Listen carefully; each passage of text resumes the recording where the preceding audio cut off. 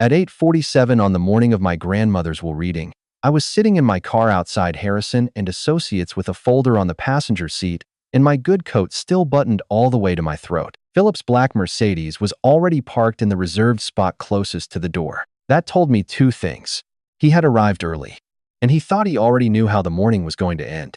I was 34 years old, a hospice nurse, and the granddaughter nobody in the Miller family ever mentioned at holiday dinners unless they needed to explain why I was not there yet. For 6 years, I had visited Grandma Eleanor every Tuesday. I brought groceries, sorted medications, sat with her through the long afternoons, and held her hand the night she died. I was not expecting any of that to matter in a room like this. Not to Philip, not to Judith, not to Rachel or Nathan. When I walked into the conference room, Philip looked at me the way people look at someone they assume has taken the wrong elevator and opened the wrong door. He had no reason to think otherwise. At least, not yet. What I did not understand until that morning was that Grandma Eleanor had been watching all of us for a very long time. I just did not know how carefully. Then Mr. Harrison cleared his throat and read the first line. Philip went very still. What happened in that conference room makes more sense once you understand how the Miller family had arranged itself long before Eleanor died. Philip was Eleanor's oldest son. He ran a mid-size investment firm, drove the right car, lived in the right neighborhood, and had spent so long treating the Miller name like a financial asset that I do not think he remembered there was supposed to be a difference between family and leverage. Judith matched him perfectly. She managed the household, the schedule, and the family's public image with the kind of precision that made everything look effortless from the outside and carefully controlled up close. Their children, Rachel and Nathan, had grown up inside that atmosphere. They knew the estate existed. They knew roughly what it was worth. They behaved accordingly. The Victorian house alone was assessed at $2.3 million. Add the securities portfolio, the liquid assets, and the furniture collection with its documented appraisals, and the total estate came to $4.1 million.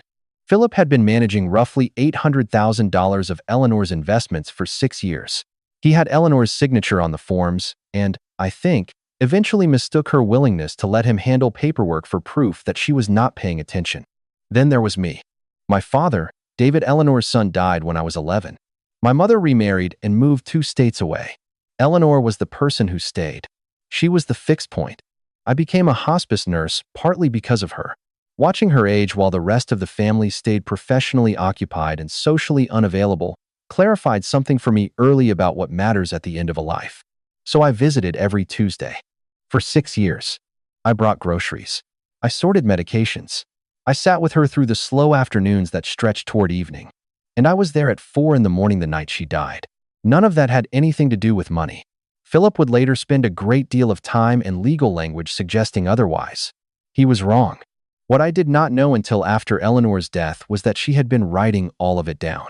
Her visitor log listed my name 287 times.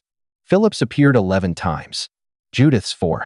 Rachel's and Nathan's appeared twice each, both at Christmas. Those numbers did not need interpretation. What Philip and the others never understood about Eleanor was that she had never been passive. She had managed her own household finances for 40 years. She read contracts. She asked precise questions. She remembered what people said, and she noticed what they did not say. Age had not made her vague. It had made her less willing to pretend surfaces meant anything. By the end, she had been watching the family with the calm attention of someone who no longer expected to be fooled. Then, she decided to do something with what she had seen. She told me about the videos on the last Tuesday of her life. Mr. Harrison read the will the way he did everything else carefully, without drama, as if the language was strong enough to stand on its own. Eleanor Miller's estate, the Victorian property, the securities portfolio, the furniture collection, the liquid assets, the full $4.1 million was left in its entirety to Amanda Christine Miller. May. Philip was named only in a limited administrative role for a 30-day transition period. There were no meaningful bequests to Philip, Judith, Rachel, or Nathan beyond specific personal items Eleanor had identified separately by name. The room went quiet for about 4 seconds. Then everyone started reacting in their own way. Rachel looked at Nathan. Judith looked down at her hands. Philip looked at Mr. Harrison with the expression of a man recalculating a deal in real time. That was what stood out to me. Not grief. Not even disbelief. Calculation. Philip had been managing roughly $800,000 of Eleanor's investments through his firm. That arrangement ended the moment the estate transferred. He understood that before anyone else in the room had fully absorbed the word entirety. Then he said, very quietly, "This will be contested." Mr. Harrison said he understood and that Eleanor had anticipated that possibility. Philip did not ask what he meant. He came after me in the parking lot before I could reach my car. He already had his attorney's number open on his phone. I saw the name on the screen when he lowered his hand. His voice was measured, almost professional, the way people speak when they want a threat to sound like a practical conversation. He said, Eleanor had not been herself at the end. He said I had spent years in a position of trust with a vulnerable woman. He used the phrase undue influence easily, like he had already practiced it. Then he said the family would be filing a formal challenge on grounds of mental incapacity and that it would be cleaner for everyone, especially for me, if I was willing to discuss a voluntary redistribution before things became complicated. I listened without interrupting. Then I told him I would be speaking with an attorney. He said he hoped I understood what I was getting into. What I understood was that he had called his lawyer before the reading was even over. The challenge was filed 14 days later. It ran 63 pages. He had started preparing before the funeral. Philip retained Blackwood and Associates, which told me almost everything I needed to know before I read a single page. According to Sarah Donovan, Blackwood's standard approach in estate litigation was simple: delay, depose, and deplete. Make the process expensive enough, long enough, and exhausting enough that the other side eventually agreed to give something up just to make it stop. The challenge was filed on two grounds. First, testamentary incapacity, the claim that Eleanor had not been mentally competent when she signed the will. Second, undue influence, the claim that I had manipulated a vulnerable elderly woman into changing her estate documents in my favor. It ran 63 pages. I read the whole thing in one sitting. The evening it arrived at Mr. Harrison's office. By the time I reached the end, I was no longer overwhelmed. I was something more useful than that. Steady. 6 years in hospice had taught me there are moments when panic does nothing but waste energy.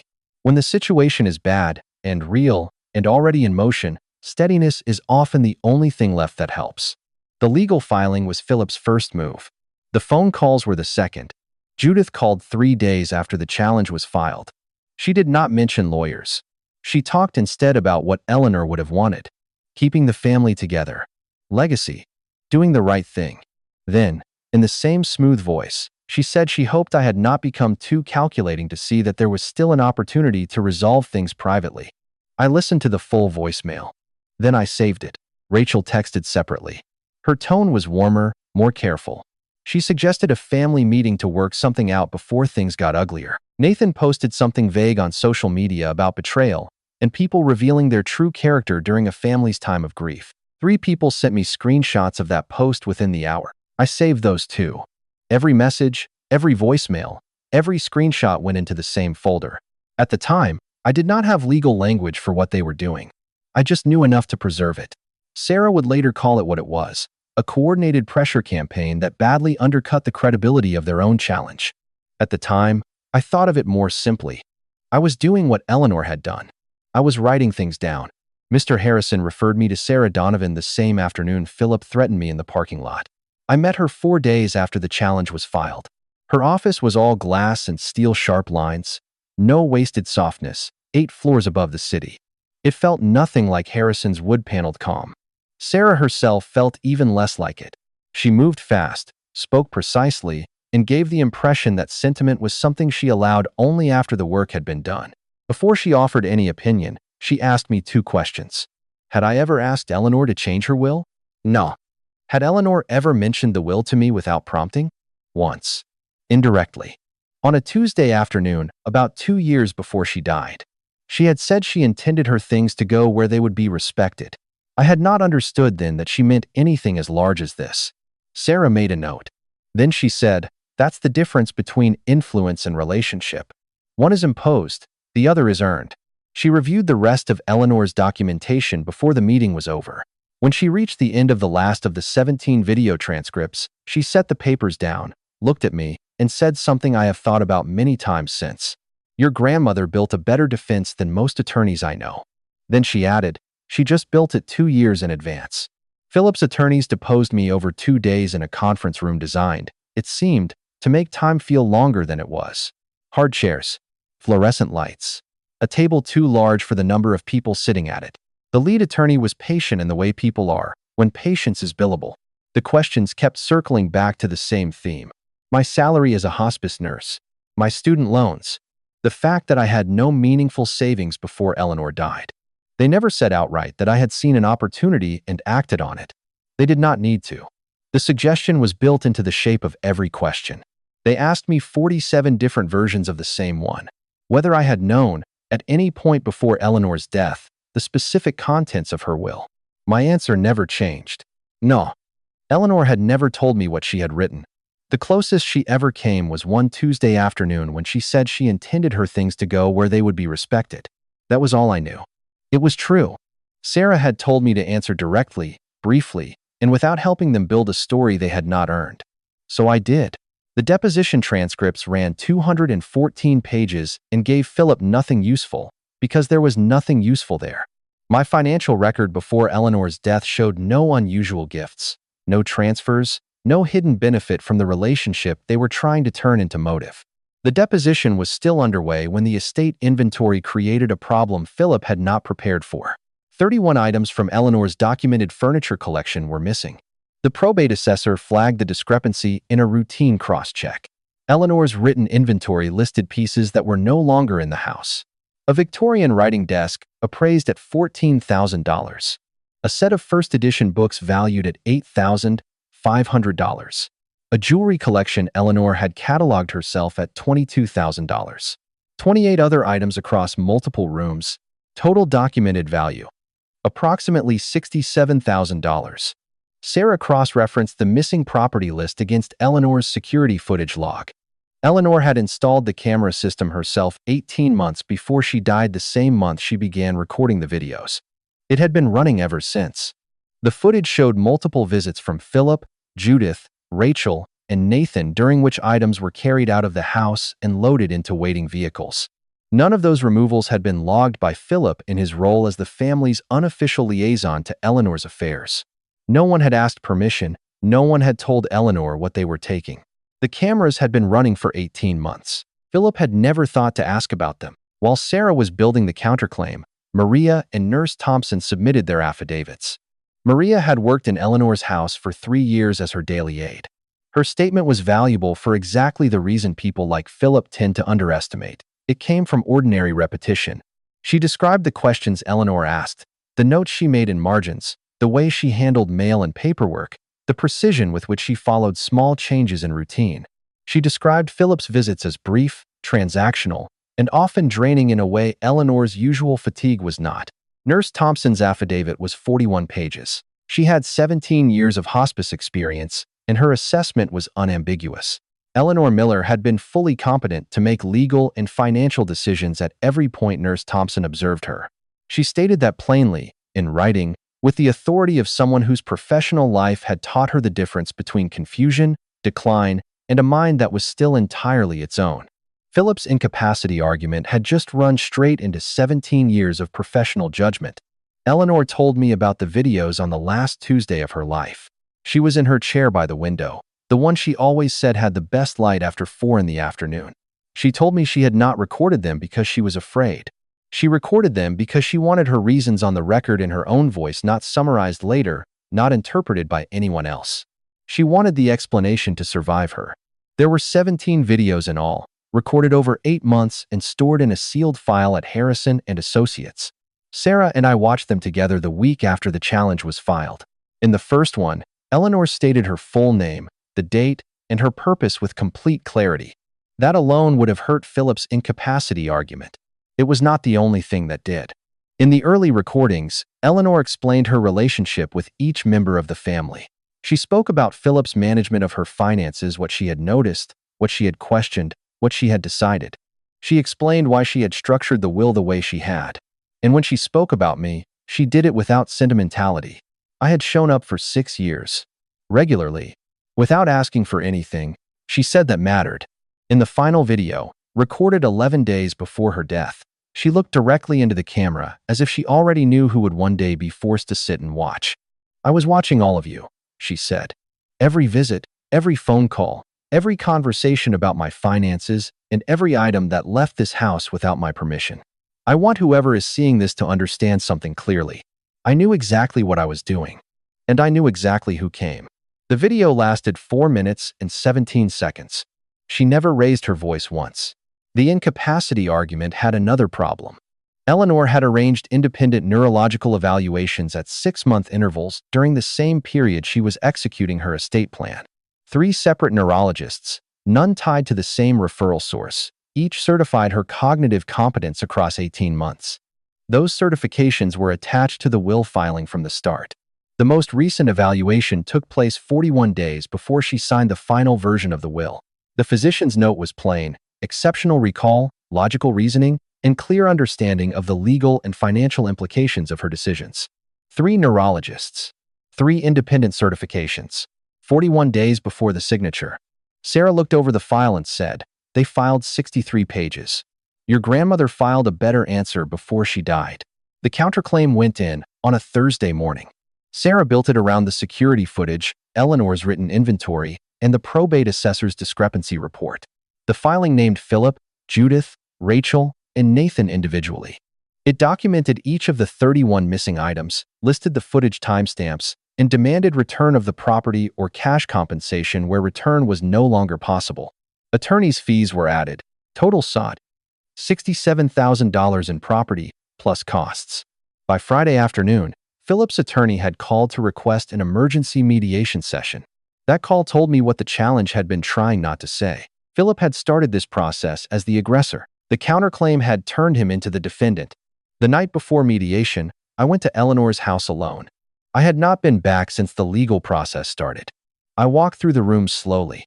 The empty spaces were harder to look at than I expected: the wall where the writing desk had stood, the shelf where the first editions had been kept, the place near the window where the jewelry cabinet used to sit. Then I sat down in Eleanor's chair. I had never sat in it before. There was a piece of paper tucked into the side cushion. A grocery list. My handwriting at the top. Milk, bread, the good tea, those cookies you like. Eleanor's additions in the margins, in her careful script, with the same small corrections she could never resist making even on something as ordinary as shopping. I sat there until the light changed. Then I folded the grocery list, put it in my coat pocket, and went home. Sarah walked me through the mediation plan the afternoon before the session. What struck me first was how little of it depended on improvisation. She was not planning to negotiate at the opening. Not in the first hour. Possibly not at all. That would depend on Philip. Her plan was to present the evidentiary record in order before anyone said a word about settlement terms. The videos, the visitor log, the neurological certifications, the security footage, the counterclaim, everything Eleanor had built, followed by everything Sarah had added to it since, laid out in sequence in a room where Philip and his attorneys would have to sit still long enough to understand what they were actually facing. Sarah told me her opening would be brief. "Everything you are about to challenge has already been answered," she said. "The only question is whether you want to hear those answers here or in open court where they become permanent public record." That was the lever. Mediation was private. A courtroom was not. Philip ran an investment firm with clients, a board, and a public image that depended on a certain kind of control. Security footage showing his family removing property from his elderly mother's house was not something that image could absorb gracefully once it entered a court file. Sarah did not have to threaten him with that directly. She only had to make sure his attorneys understood the alternative and carried it back to him. By the time Philip agreed to mediation, he had already made the most important calculation in the case. The next part was mine. That night, I told Sarah I was not going into the room to win in the way she meant it. She looked at me in the still, exact way she had when she wanted me to keep talking. So I did. I told her the estate was secondary to me. Important, yes. But secondary. What mattered more was the record. I needed Philip and the others to sit in one room and hear Eleanor explain, in her own voice, what she had seen, what she had understood, and why she had made the choices she made. I needed them to hear her, without being able to interrupt, revise, or soften any of it afterward. The legal outcome mattered. The record mattered more. Sarah listened, then said, in the tone she used when she was closing a discussion rather than continuing it, "Good. Because the legal outcome is not in question." Eleanor handled that already. I did not sleep especially well. The next morning, I put on the same good coat I had worn to the will reading, picked up the folder from the passenger seat of my car, and drove to Sarah's office on the 8th floor. It was the same folder, same USB drive, same printed log. I also had the grocery list in my coat pocket. I could not have explained why I brought it. I brought it anyway.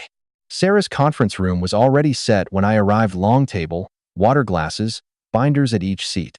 Philip and Judith were there already, seated on the far side with their attorney between them. Rachel and Nathan sat beside them, quieter than I had ever seen them, in the particular way people get quiet when they finally understand the scale of a problem and have not yet decided what expression fits it best. Philip looked at me the same way he had at the will reading, like I still might realize I had taken the wrong elevator. He had not opened the binder in front of him yet. Sarah opened without preamble. She placed 3 binders on the table, one for the mediator, one for Philip's counsel, and one in front of herself, and said that before anyone discussed settlement terms, the room needed a complete picture of the evidentiary record.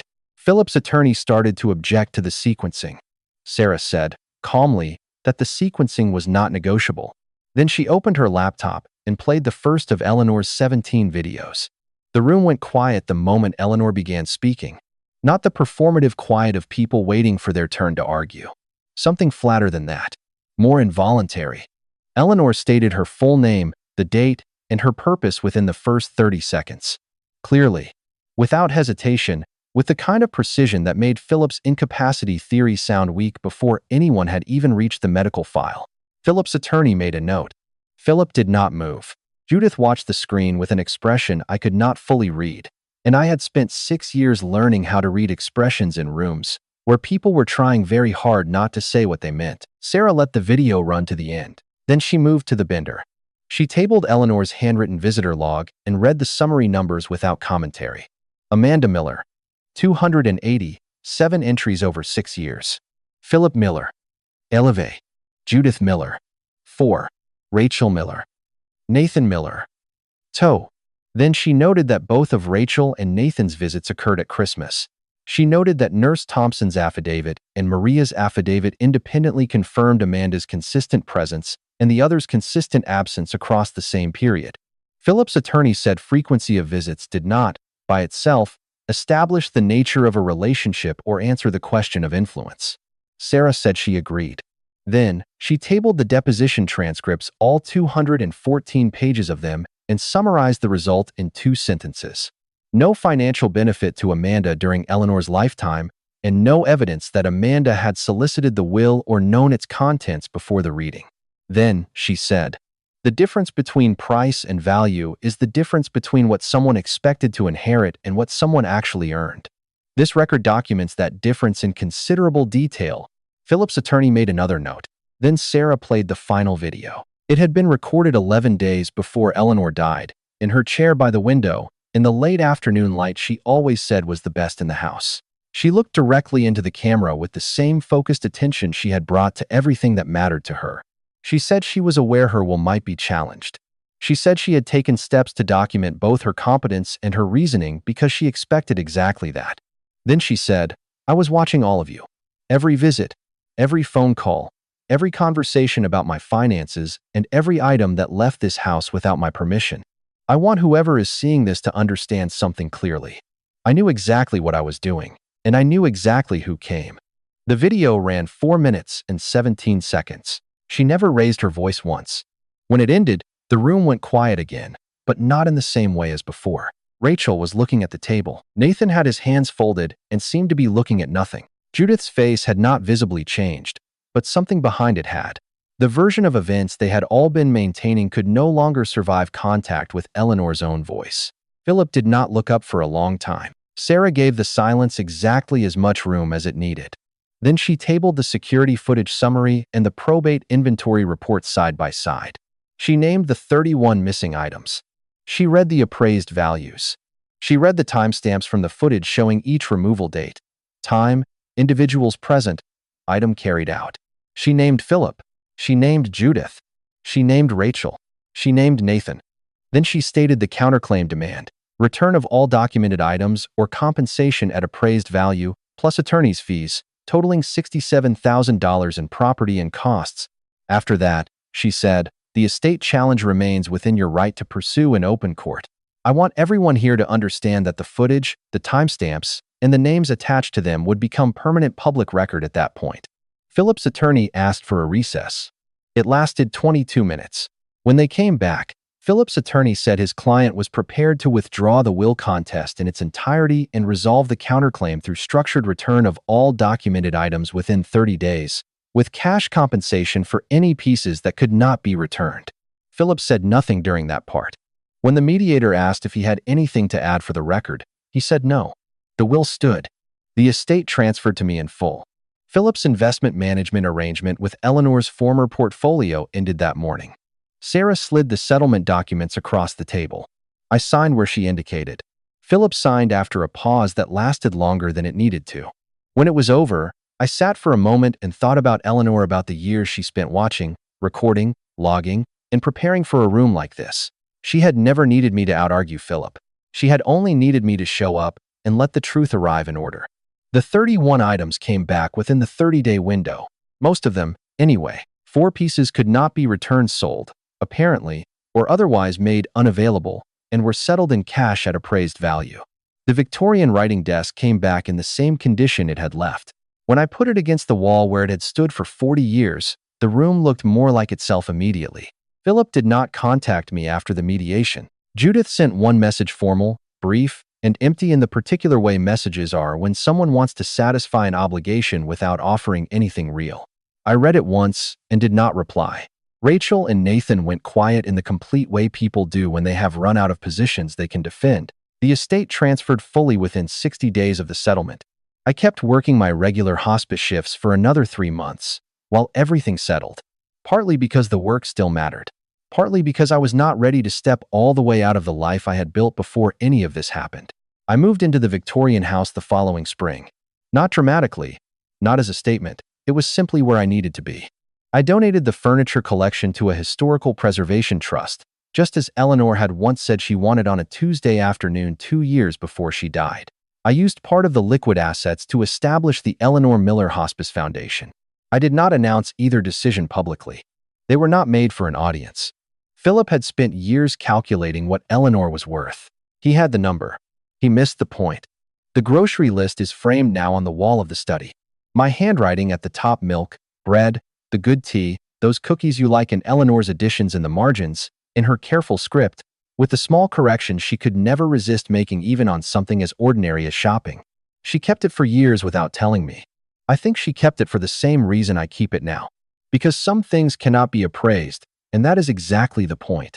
Philip counted what Eleanor was worth. He got the number completely wrong. The estate was worth $4.1 million. The grocery list was worth everything else. Eleanor had always known the difference between price and value. In the end, she made sure I did too.